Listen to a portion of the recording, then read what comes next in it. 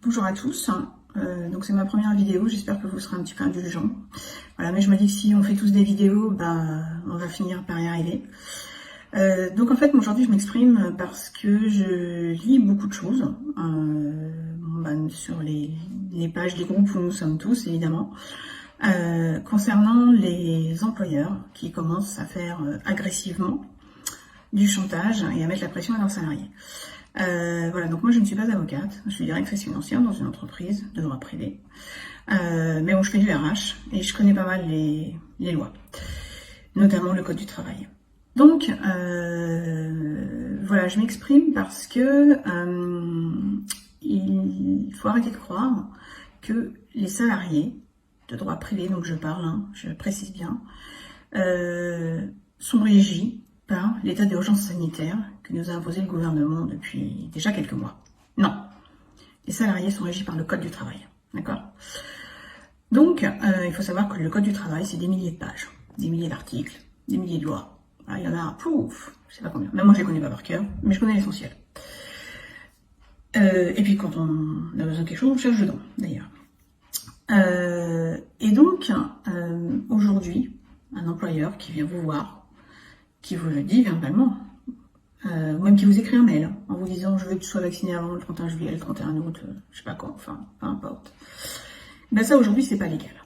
D'accord ? Ce n'est pas légal. Il n'y a aucune loi, aucun article de loi qui vous dit « tu dois être vacciné, sinon tu es licencié ». Ça n'existe pas. D'accord ? Ça n'existe pas. J'ai même allé plus loin que ça.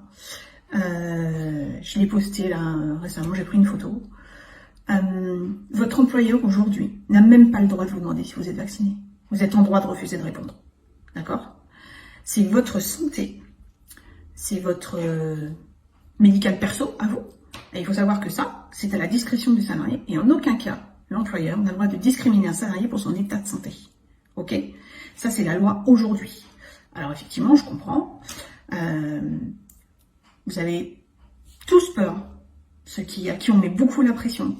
Je sais très bien, voilà, c'est moi essentiellement aujourd'hui les gens qui travaillent soit dans les cinémas, soit dans les grandes surfaces, les magasins de fringues, voilà, les parcs d'attractions, enfin toutes les choses pour lesquelles on impose un pass sanitaire, les restaurateurs, etc. Je sais qu'il y a certains employeurs qui sont venus vous voir, qui vous ont dit soit tu te fais vacciner, soit je fais une mise à pied, soit je te vire. Non, non, non et non. Ça, c'est interdit. Il vous fait un mail, c'est interdit. Même s'il vous met par écrit, faut répondre.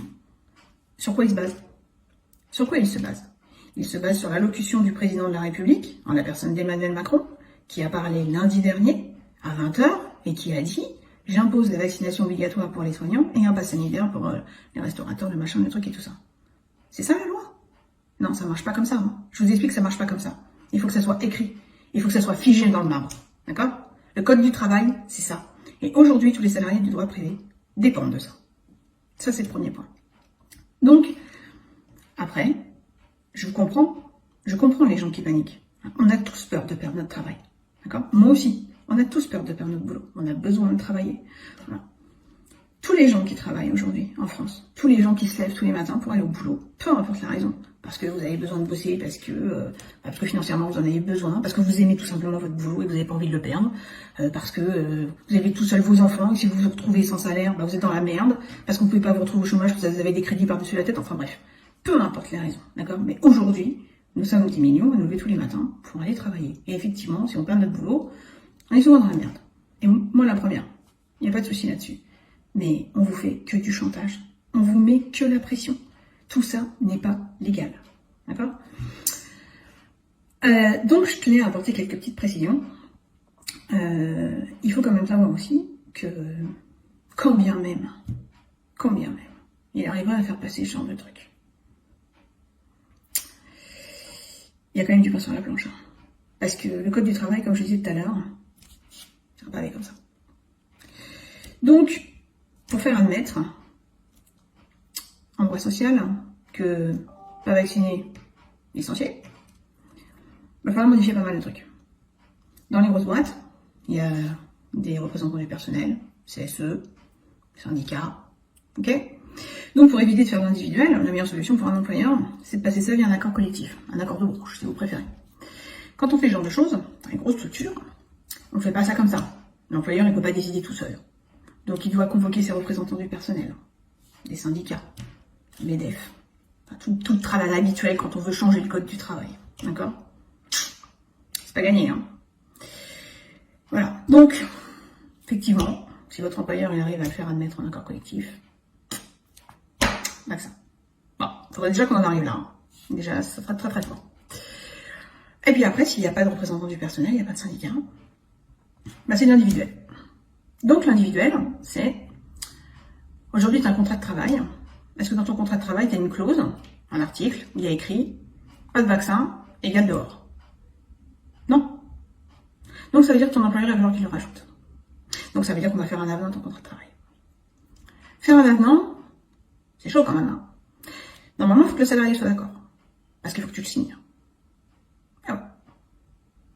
Et quand ça modifie les conditions de travail du salarié,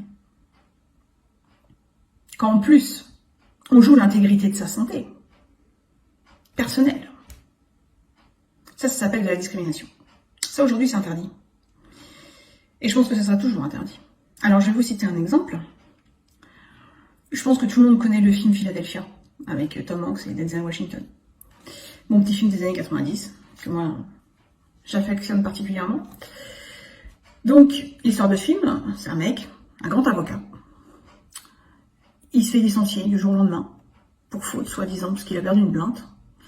Et puis en fait, dans le fond, il se fait licencier parce qu'il a le sida. Bon, aujourd'hui, c'est pareil. C'est exactement la même chose. Aujourd'hui, 2021, qu'un employeur apprenne qu'un de ses salariés a le sida et qu'il le vire, le mec, il se fait lyncher. D'accord? Ben, c'est pareil. C'est exactement pareil. Mais on va vous dire, ah, ouais, mais le Covid, ça se transmet beaucoup plus facilement que le sida.